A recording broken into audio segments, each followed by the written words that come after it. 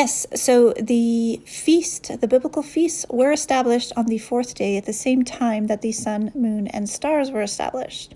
Isn't that cool? Let me walk you through it. And God said, "Let there be lights in the expanse of the heavens to separate the day from the night, and let them be for signs and for seasons." So remember that word, seasons.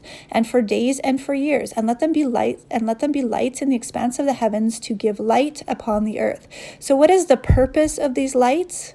To shine light upon the earth. So that's not just the light of, literal light, but it's also the light of his gospel, of his giant plan of salvation, of his seasons, and of his feasts. His feasts direct you towards the gospel. They give you prophecy. They give you amazing insight into his whole plan of redemption. Okay, I'm not going to read the whole verse in Hebrew, but let's look at this word Moedim. Now, if you do a word study on Moedim, go and look at the other places where Moedim comes up. Go to Blue Letter Bible, do a word search, look at the other places where it comes up. But if we look at this word Moedim, we see that it is an appointed time, a place, or a meeting. Now, this is the Moedim mentioned in Genesis 1:16. So you got seasons, Moedim.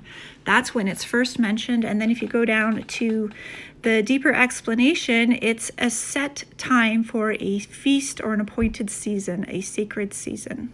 So yes, the feasts were first established at the same time as the sun, moon, and stars in Genesis. Okay, I want to take you to this other word that means to be light. To be light, okay? Let's look at this word.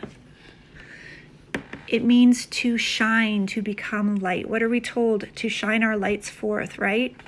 We're not supposed to hide our lamps under the bed. We're supposed to shine our light and give our light. So if you go into the deeper breakdown, it's a lamp, a light, a wood altar. It can be it's to make shine, to lighten, to make shine the face of God, okay? So that word is becoming light. So these seasons and times are connected to shining our light as well.